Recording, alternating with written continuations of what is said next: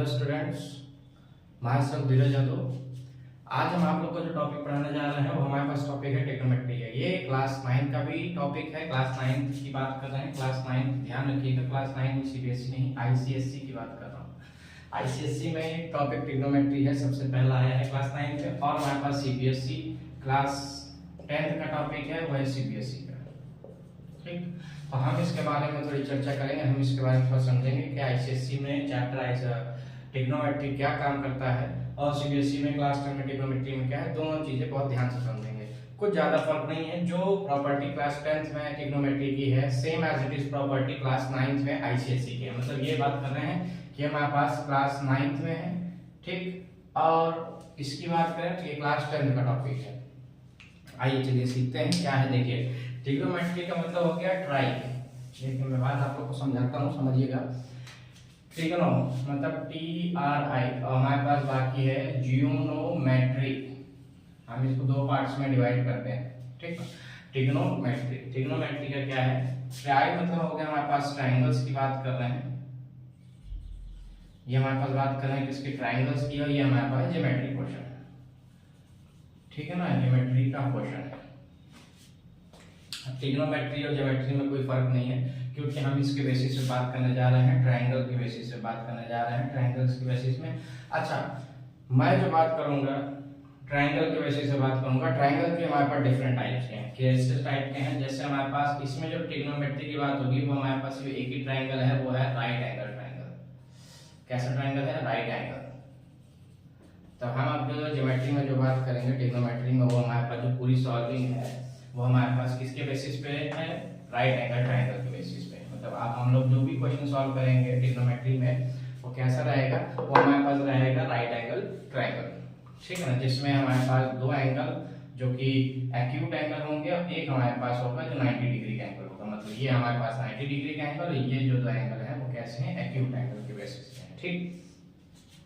मतलब ये कहते हैं कि हमारे पास ए, बी और सी दो एंगल रिप्रेजेंट करते हैं, ए बी सी, जहाँ पे angle A and angle C कैसे हैं? हमारे पास एक्यूट एंगल है, ठीक, जो दोनों एंगल 90 डिग्री से छोटे होते हैं, ठीक है। और एक एंगल बी है जो कैसा हमारे पास 90 डिग्री के बराबर होता है, ठीक ना। तो ये बात को हमेशा ध्यान रखिएगा कि हमारे पास दो एंगल हैं जो एक्यूट एंगल है, एक एंगल कैसा है?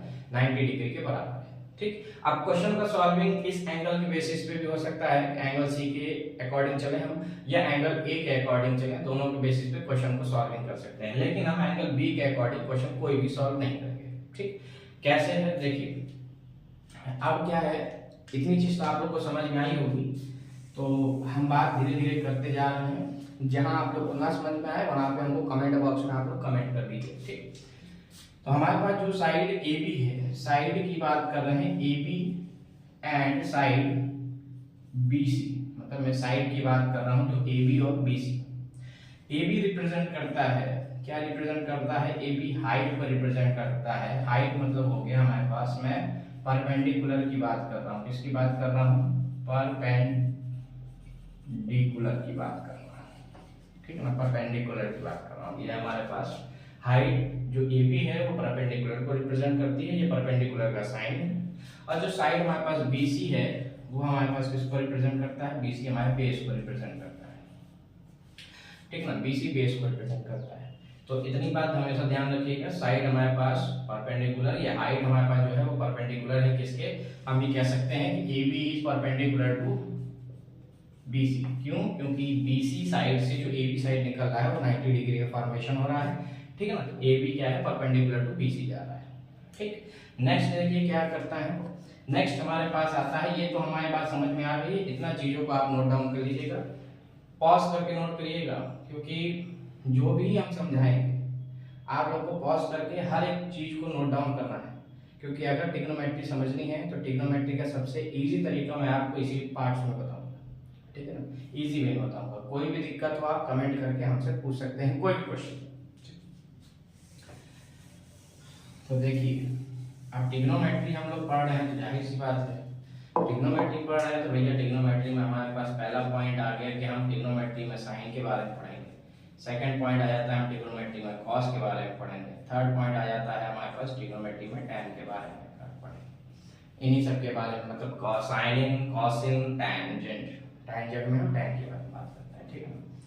अब देखिए क्या है, ये सबकी प्रॉपर्टी डिफरेंट है, ठीक है, क्योंकि हमारे ये जो क्वेश्चन सॉल्विंग होंगे ये तीनों लोग के बेसिस पे होंगे, हाइपोटेनस, परपेंडिकुलर और बेस के बेसिस पे। तीनों जो सॉल्विंग होंगे वो इन्हीं तीन के बेसिस पे सॉल्व होंगे, हाइपोटेनस, परपेंडिकुलर और बेस के बेसिस पे क्वेश्चन सॉल्व होगा। कैसे सॉल्व होगा, देखिए क्या है, जब हम प्रॉपर्टी की बात करते हैं, अच्छा एक चीज हम आपको और बता दें, यहाँ पे जो एंगल रिप्रेजेंट कर रहा है, ये जो साइन रिप्रेजेंट कर रहे हैं, इनको हम एंगल कहते हैं। अब एंगल हमारे पास थीटा भी रिप्रेजेंट, एंगल की बात कर रहे हैं तो एंगल में हम थीटा भी लिख सकते हैं, अल्फा भी लिख सकते हैं, ठीक, बीटा भी लिख सकते हैं और गामा भी लिख सकते हैं।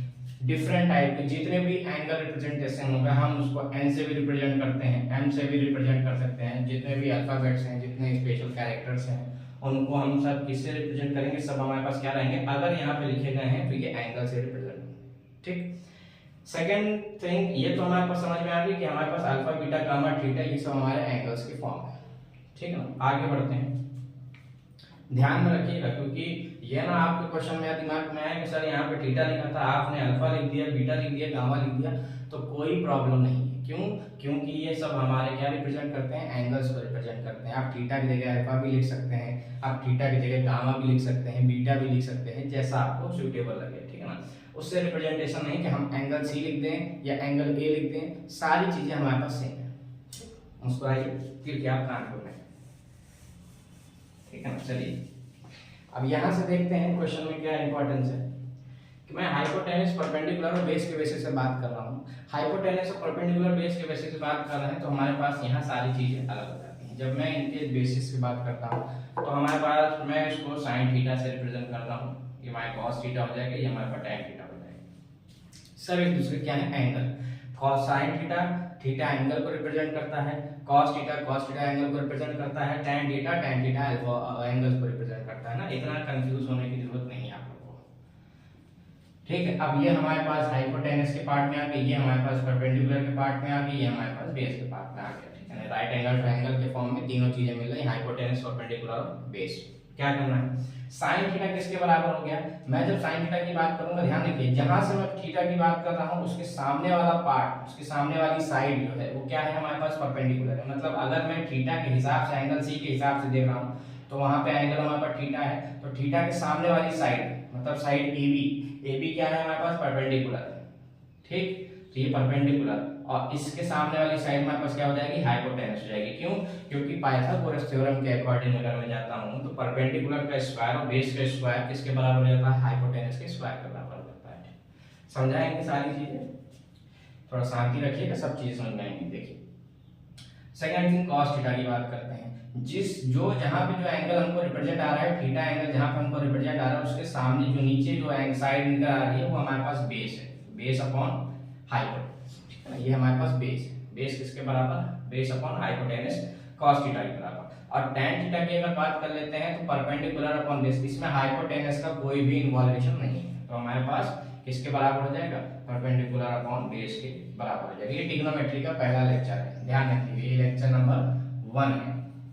क्यों, ट्रिग्नोमेट्री की सीरीज चलेगी, अब सीधे ट्रिग्नोमेट्री की सीरीज चलेगी, तो क्लास 9 आईसीएसई बोर्ड वाले और क्लास 10 के सीबीएसई बोर्ड वालों को कोई दिक्कत हो तो आप कमेंट्स करके हमसे पूछ सकते हैं, कोई ऐसी प्रॉब्लम नहीं है, ठीक है। सेकंड थिंग, यहां से तो हमारे पास सारी चीजें निकल आई, लेकिन ट्रिग्नोमेट्री की सीरीज में हमारे पास 1 2 3 ही नहीं 6 हैं एंगल, ठीक है ना। क्या एंगल है, इतना चीज तो आपको समझ में आया होगा। अब बाकी एंगल्स की बात भी कर लेते हैं। देखिए क्या है कि हमारे पास 1 2 3 के अलावा 4 5 और 6 ये 3 लोग हैं, 4 5 6 3 लोग हैं। क्या करते हैं, साइन का उल्टा करते हैं तो कॉस आता है, कॉसेक जिसको बोलते हैं, कॉस नहीं कॉसेक होता है, ठीक। कॉस का उल्टा करते हैं तो हमारे पास निकल के आता है सेक। अब थीटा रिप्रेजेंट करा दे रहे हैं क्योंकि आपको बता दिया थीटा क्या है वहां पे। टैन को जस्ट उल्टा रिप्रेजेंट करेंगे तो हमारे पास आ जाएगा क्या, कॉट थीटा, ठीक है ना। अब इनकी सबकी वैल्यू के बारे में हम बात करते हैं।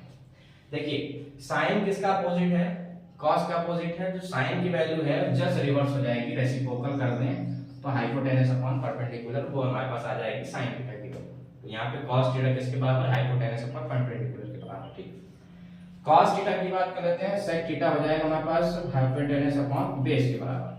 क्यों, क्योंकि cos थीटा किसके जस्ट अपोजिट है, sec थीटा के बराबर हो जाता है। tan थीटा की बात अगर करते हैं तो किसका अपोजिट हो जाएगा, cot का, तो ये हमारे पास base upon hypotenuse, sorry base upon perpendicular के बराबर हो जाता है। ये हमारे पास हो जाता है किसके बराबर, tan थीटा के बराबर हो जाता है। ठीक है ना, tan थीटा का रिवर्स कौन है, cot थीटा रिवर्स है। ठीक है, तो ये हमारे पास जो प्रॉपर्टीज हैं sin cos tan cosec sec और cot थीटा की, ये एक सीरीज है, ध्यान रखिएगा एक सीरीज हमको याद रहेगी तो जस्ट उसका रिवर्स करते चले जाएंगे तो हमारे पास दूसरी सीरीज ये प्रेजेंट हो जाएगी। एक का दूसरा अपोजिट होता है, कैसे होता है वो मैं आपको बताता हूँ। तो ठीक है ना, इतना चीज आप नोट डाउन कर लीजिएगा कॉपी में। ठीक है, आगे हम लोग थोड़ा सा पढ़ते हैं, क्योंकि इतना चीज आराम से नोट कर लीजिए पॉज करके, हम लोग पढ़ते हैं। देखिए क्या है, अभी मैं आपका सबको एक चीज बताऊंगा, इंपॉर्टेंट क्या पार्ट है, ध्यान रखिएगा थोड़ा सा। इंपॉर्टेंट पार्ट ये है हमारे पास कि हम जो बता रहे थे आपको कि एक दूसरे रिवर्स कैसे हैं, साइन थीटा की जो वैल्यू है वो 1 अपॉन कॉसेक थीटा के बराबर होगी। तो हम इसको साइन की जो वैल्यू होगी जस्ट रेसिप्रोकल होगी किसके, कॉसेक थीटा के बराबर। कॉस की जो वैल्यू होती है वो cos theta 1 upon sec theta के बराबर भी होती है। ठीक है ना, कॉस का उल्टा हो गया सेक। अब tan थीटा की अगर मैं बात करता हूं तो tan थीटा किसके बराबर होता है, 1 अपॉन cot थीटा के बराबर हो जाता है। ये हमारे पास तीन चीजें हैं। इसी का अगर मैं जस्ट उल्टा कर दूं तो हमें नहीं लगता कि आपको कोई डाउट होगा, जस्ट ये उल्टा करूंगा तो ये cosec थीटा की वैल्यू निकल के आएगी किसके बराबर, 1 अपॉन sin थीटा के बराबर। ध्यान रखिएगा ये सब एक दूसरे का रिवर्स पार्ट है, जैसे हम चेंज करते जाएंगे ये सब हमारी वैल्यू ऑटोमेटिक चेंज होती चली जाएगी। इसके बाद मैं sec की बात कर लेता हूं, तो sec थीटा की बात करूं तो 1 अपॉन cos थीटा के बराबर हो जाएगी। ठीक, जहां पे cos था वहां पे मैं sec को भेज दिया, जहां sec है वहां पे cos को भेज दिया, तो ये एक दूसरे के जस्ट रिवर्स हैं। तो cot थीटा की बात करें तो 1 अपॉन tan थीटा के बराबर हो जाता है। तो ये सब चीजें क्या हैं, एक दूसरे के अपोजिट होती हैं। तो बेसिकली इन सब चीजों को ध्यान में रखना है, क्योंकि जब मैं प्रूविंग की बात करूंगा क्वेश्चन को प्रूव करने की, तो यहाँ पे ये सब चीजें हमारे पास वर्क करेंगी। तो ध्यान रखिएगा जरा बहुत अच्छे से, कॉपी में सारी चीजों को नोट कर लीजिएगा ताकि कोई आपको क्वेश्चन सॉल्व करने में कोई दिक्कत ना हो। ठीक, यहाँ से हमारे पास इतना पार्ट आता है, इनके बेसिस पे हम कुछ क्वेश्चन को सॉल्व करेंगे। जब क्वेश्चन को सॉल्व करेंगे तो ये तो हमारे पास नॉर्मल क्वेश्चन ऐसे रिप्रेजेंट होंगे कि क्वेश्चन को सॉल्व कैसे करना है। आगे जब हम लोग बढ़ेंगे तो आइडेंटिटी की तरफ बढ़ेंगे। आइडेंटिटी की तरफ बढ़ेंगे तो हम बताएंगे आपको कि sine square plus cos square किसके बराबर होता है, वो हमारे सब आइडेंटिटी का पार्ट है। इसके बाद हम एक कॉम्प्लीमेंट्री एंगल की बात करेंगे। कॉम्प्लीमेंट्री एंगल क्या हो जाएगा, देखिए हम आपको बताते हैं कॉम्प्लीमेंट्री एंगल किसके बराबर होता है। अभी बेसिकली हम बता दे रहे हैं, लेकिन जब सॉल्व करवाएंगे तो और अच्छे से बताएंगे। कॉम्प्लीमेंट्री एंगल देखिए क्या होता है, कॉम्प्लीमेंट्री एंगल्स क्या होते हैं, कॉम्प्लीमेंट्री एंगल होते हैं जिनका सम ऑफ टू एंगल का है। किसका, सम ऑफ टू एंगल्स, दो एंगल का सम ऑफ टू एंगल्स, दो एंगल का सम किसके बराबर होना चाहिए, 90 डिग्री के बराबर। कोई भी दो एंगल हो जिनका सम कितने बराबर आ जाए, 90 डिग्री बराबर हो जाए, वो कॉम्प्लीमेंट्री एंगल है। तो ये हमारे पास तीसरा पार्ट है। जब मैं वैल्यू सबके निकालने की कोशिश करूंगा कि हमारे पास बताइए कि sin 30 की वैल्यू क्या हो जाएगी, cos 60 की वैल्यू क्या हो जाएगी, तो ये हम उसमें थर्ड यूनिट में समझेंगे। अभी हमारे पास जो यूनिट है वैल्यू कैसे किसके बराबर होती है, ठीक है ना, वो पार्ट अभी हम लोग क्वेश्चन सॉल्व करने की कोशिश करते हैं, मतलब राइट एंगल के हिसाब से क्वेश्चन को हम निकालेंगे। तो देखिए क्या है, ध्यान में रखिएगा सारी चीजों को, क्योंकि थोड़ी सी गलती आपके क्वेश्चन को पूरा आपके नंबर पूरे चले जाएंगे। ठीक, कोई दिक्कत नहीं।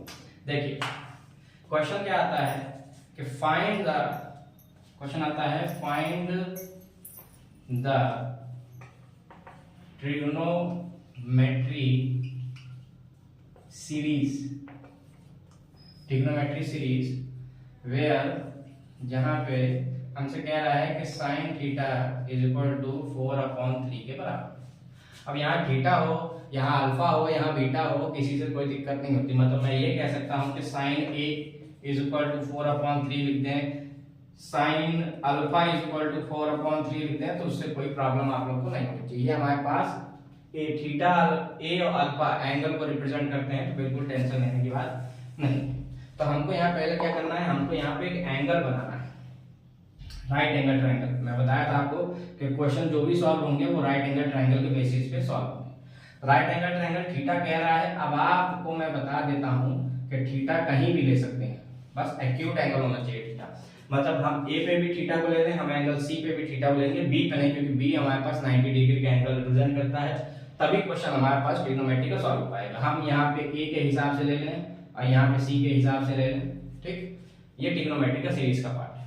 तो हमको निकालना क्या है, ऑल ट्रिग्नोमेट्रिक सीरीज निकालनी है। और सेकंड पार्ट हमसे कह रहा है sin theta plus cos theta बताना है कि tan थीटा के बराबर होता है कि नहीं, ठीक है। तो ये चीज दिखाना है।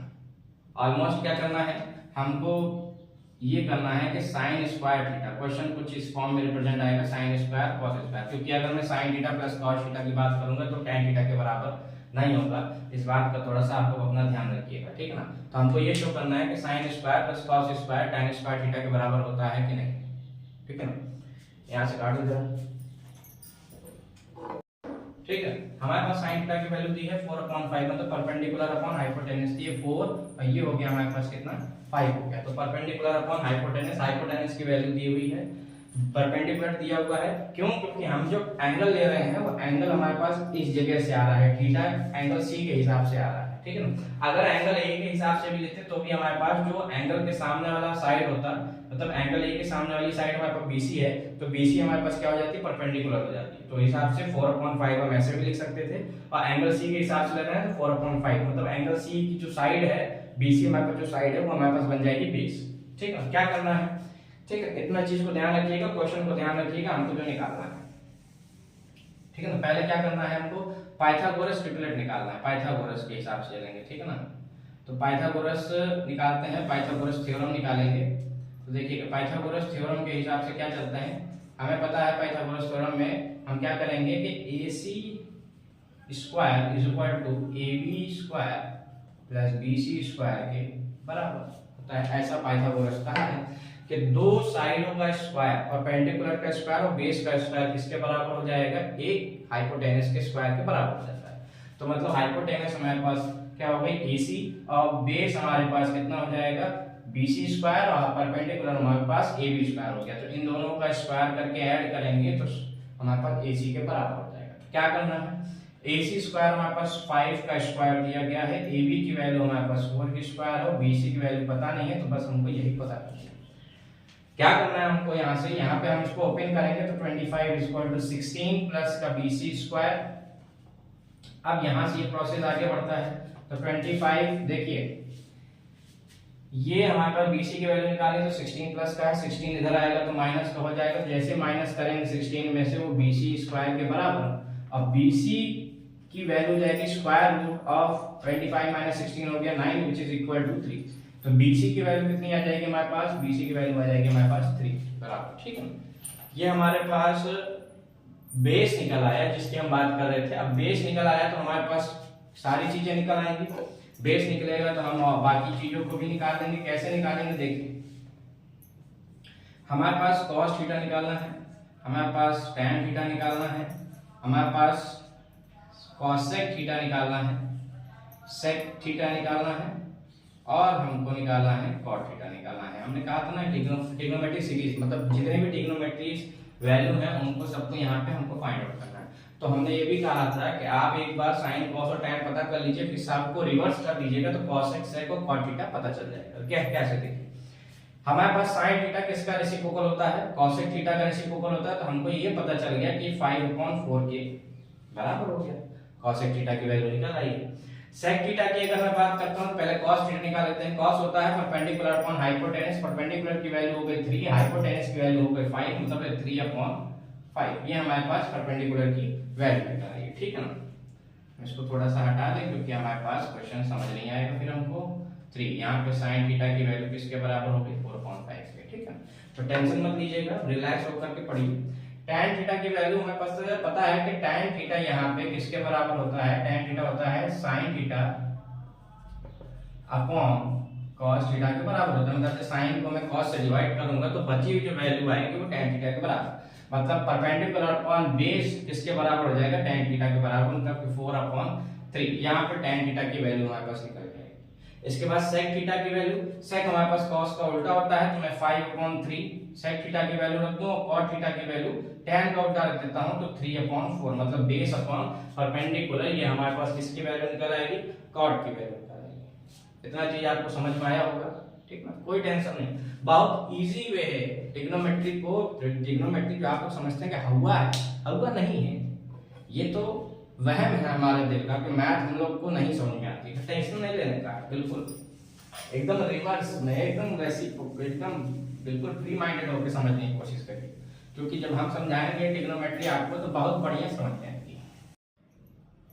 चलिए ठीक है, देखिए हमारे पास क्वेश्चन दिया गया है कि इफ 3 cot, क्या कह रहा है कि 3 cot a is equal to 4। हमने बताया था कि यहाँ पे a भी हो सकता है, अल्फा बीटा गामा, टेंशन नहीं, कोई भी वैल्यू होगी, कोई भी अल्फाबेट होगा, कोई स्पेशल कैरेक्टर होगा, उस सब किसको रिप्रेजेंट करेगा, एंगल को रिप्रेजेंट करेगा। मैं पहले आपको बता चुका हूँ। तो कह रहा है 3 cot a की वैल्यू किसके बराबर है, 4 के बराबर। किसके बराबर, 4 के बराबर। तो हम ये कह सकते हैं कि cot a की वैल्यू किसके बराबर हो जाएगी, 4/3, क्योंकि ये यहाँ पे मल्टीप्लाई में है, इक्वल उधर जाएगा तो डिवाइड में हो जाएगा, ठीक ना। तो हमको ये कह रहा है कि check whether if 3 cot a is equal to 4 है, तो check whether 1 minus tan square 1 plus tan square किसके बराबर होना चाहिए, cos square minus का sin square के बराबर।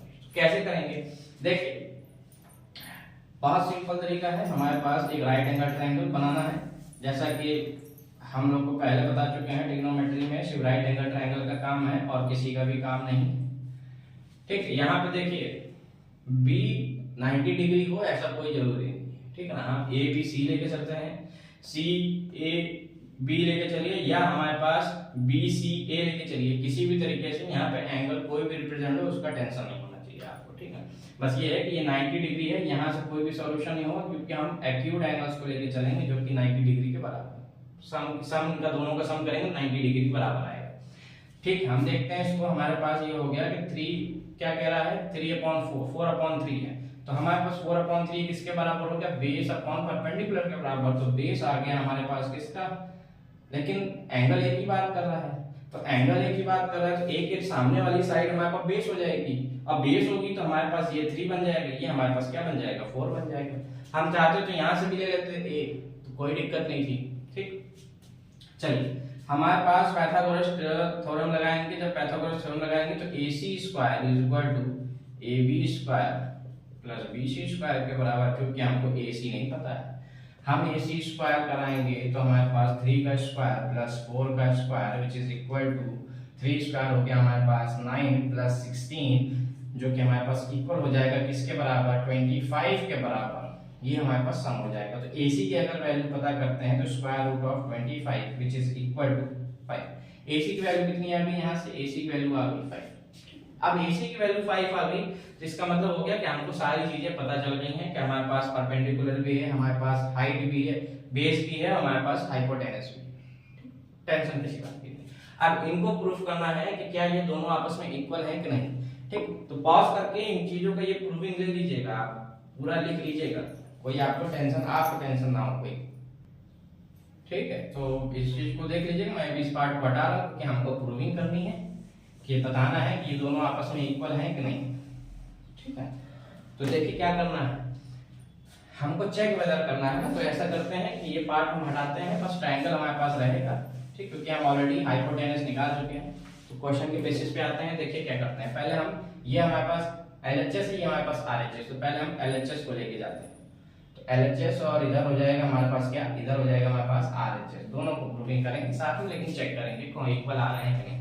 तो हमारे पास tan, क्योंकि यहाँ पे tan और tan है, तो हम पता कर लें कि tan हमारे पास किसके बराबर होगा, tan A किसके बराबर हो गया, परपेंडिकुलर अपॉन बेस, मतलब कि 4/3, क्योंकि cot का एक डिफरेंट होता है ना, cot के जस्ट उल्टा होता है। और हमारे पास किसको बताना है, cos पता है नहीं, cos की वैल्यू हो जाएगी हमारे पास कितनी, cos हो जाता है हमारे पास बेस अपॉन परपेंडिकुलर हाइपोटेनस, तो बेस ये हो जाएगा 3/5, ठीक है। और sin हमारे पास हो जाएगा, sin A की वैल्यू का निकालते हैं 4/5, ठीक, एक दूसरे के जस्ट उल्टा है, कोई टेंशन नहीं। तो 1 माइनस का tan की वैल्यू है 4/3 का स्क्वायर अपॉन 1 प्लस 4/3 का होल स्क्वायर। तो हमारे पास ये हमारे पास आया 1 plus 16 sorry 1 minus 16 upon 9 upon 1 plus 16 upon 9 के बराबर। ठीक, इतनी चीजें आप लोगों को कंफर्म होंगी, कोई दिक्कत नहीं है। ठीक है, तो हम इसको ट्रायंगल को हटा रहे हैं क्योंकि हमने सब प्रूविंग कर ली है। ठीक है ना, तो यहाँ से वैल्यू हम लिख देते हैं tan की हमारे पास वैल्यू आ रही है, क्या वैल्यू आ रही है 4/3। cos की वैल्यू हमारे पास आती है, cos a की वैल्यू कितनी आ रही है 3/5। ठीक, और tan sin की वैल्यू हमारे पास कितनी आ रही है, हमें पता है कि 4/5 आ रही है। ठीक है, फिर हम इसको भी रिप्लेस कर देते हैं। अब क्वेश्चन हमारे पास यहाँ से सॉल्व हो जाएगा। देखिए ये क्वेश्चन हमारे पास एरो इसमें रिप्रेजेंट करा रहे हैं, क्वेश्चन अभी इस तरफ है। ठीक है, देखिए क्या होगा, जब इस तरफ हम आ रहे हैं तो हमको क्या कराना है, हमको एलसीएम लेना है। तो 9 माइनस का 16 अपॉन 9, ये होल में 9 चलेगा क्योंकि हमने एलसीएम 9 लिया है, और ये हो जाएगा 9 प्लस 16 अपॉन 9। एलसीएम पता है भाई, ये डिनोमिनेटर 1 है तो 9 का एलसीएम ऑलरेडी 9 हो जाएगा। तो इसके नीचे 1 था तो 9 को मल्टीप्लाई, तो 9 माइनस 16 ये किसके बराबर, 9 से 9 कैंसिल, 9 16 में से 9 जाएगा तो बचेगा -7 अपॉन कितना हो गया 25।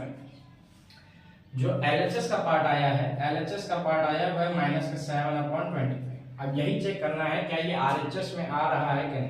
अगर आरएचएस में आ रहा होता तो हमारे पास कैसे हो जाता, दोनों इक्वल हो जाएगा, तो हमारे पास पता चल जाएगा वेरीफाई कर रहा है।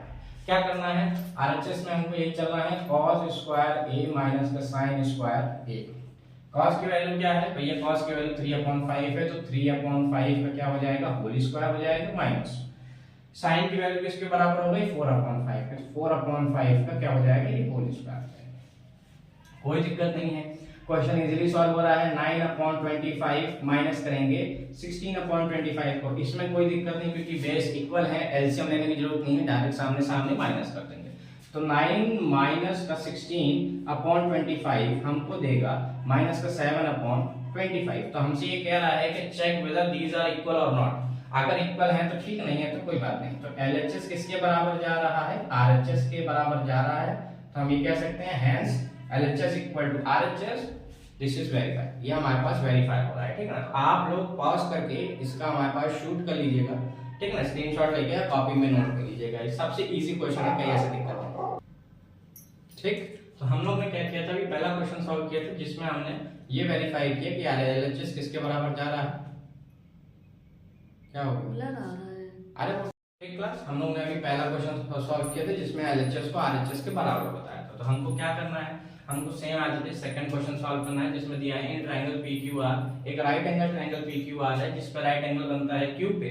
ठीक, किस पे बन रहा है, राइट एंगल बन रहा है हमारे पास किस पे, Q पे बन रहा है। तो हमको कहा है कि PR प्लस QR, मतलब ये कह दें कि PR गिवन पॉइंट क्या हो गया, पहला हमारे पास कि PR प्लस QR किसके बराबर हो गया, 25 सेंटीमीटर के बराबर दिया है। ठीक, सेकंड पॉइंट हमसे कह रहा है कि भैया ऐसा है कि हमारे पास PQ की वैल्यू किसके बराबर है, 5 सेंटीमीटर के बराबर। मतलब ये PQ की वैल्यू हमारे पास 5 सेंटीमीटर के बराबर है। क्या करा जाए हम लोग को, अब भैया क्वेश्चन ऐसा है, हमको निकालनी है साइन P के हिसाब से एंगल निकालना है, sign P cos P tan P निकालना है। 3 क्वेश्चन निकालने हैं। क्या किया जाए, देखिए हम पाइथागोरस थ्योरम लगाएंगे। पाइथागोरस थ्योरम क्या करती है कि हमारे पास RP किसको करती है, RP का स्क्वायर करती है, तो PQ स्क्वायर प्लस RQR के स्क्वायर के बराबर होती है।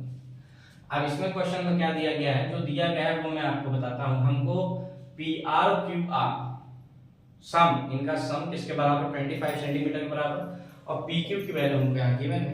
तो हम क्या करते हैं, ऐसा कर देते हैं कि PR को, जो PR है हमारे पास, यहां से बात करते हैं कि PR is equal to 25 minus का QR के बराबर कर देते हैं। कोई दिक्कत नहीं क्योंकि हमारे पास यहाँ PR की वैल्यू निकल आती है। अच्छा, RP का स्क्वायर किया जाए तो 25 माइनस का QR के स्क्वायर के बराबर। आप लोग टेंशन मत लीजिएगा, यहाँ पे RP है या PR है, दोनों चीजें सेम होती हैं, तो इतना टेंशन नहीं लेना है। ठीक है ना, रिलैक्स माइंड होकर के देखिए। अब PR स्क्वायर की जगह पे मैं किसकी वैल्यू पुट कर दूं, 25 माइनस का QR के स्क्वायर की वैल्यू पुट कर देता हूं, जो कि PQ की वैल्यू कितनी दी गई है, 5 सेंटीमीटर। तो 5 सेंटीमीटर की स्क्वायर प्लस क्यू आर के स्क्वायर के बराबर। ठीक, इतना कोई दिक्कत नहीं है, सब समझ में आ रहा है। क्या किया जाए, इसका स्क्वायर ओपन करते हैं, स्क्वायर ओपन।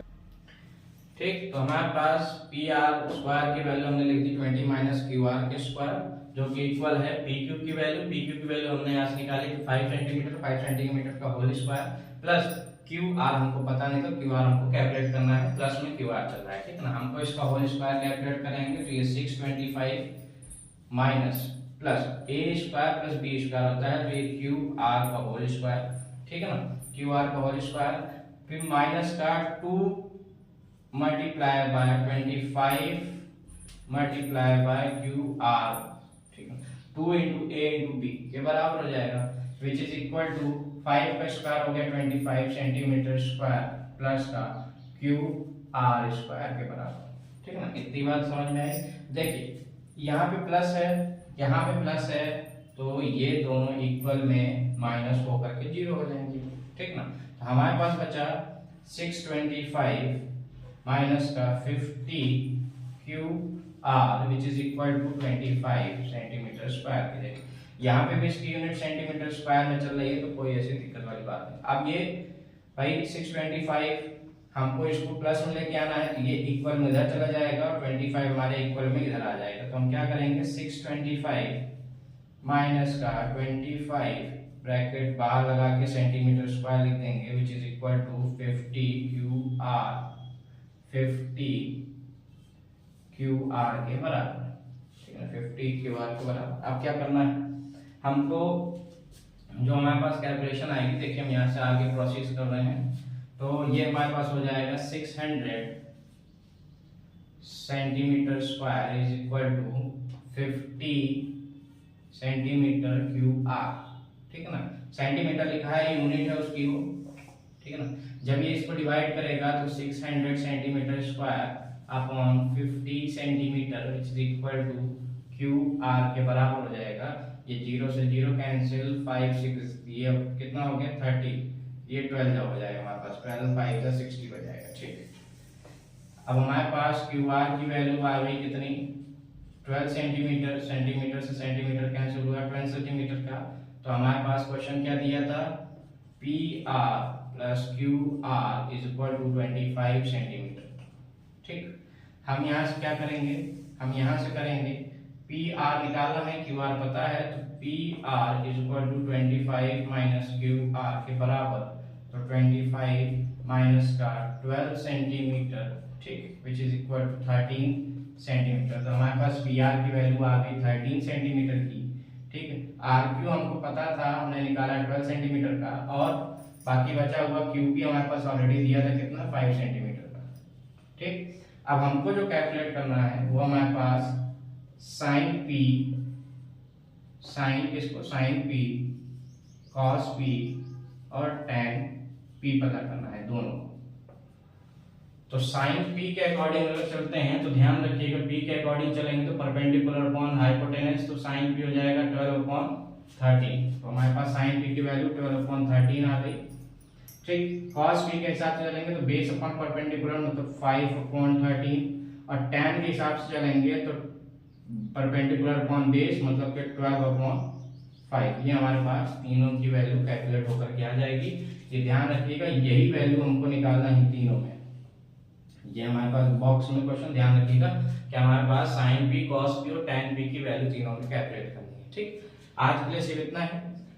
कोई क्वेश्चन अगर आपके मन में आता है, कोई क्वेश्चन डाउट में होता है, तो आरएस से हो, आरडी से हो, या क्लास 9 के एसएससी बोर्ड से हो, एमएल अग्रवाल से हो, तो क्वेश्चन आप कमेंट करके हमसे पूछ सकते हैं। ठीक ना।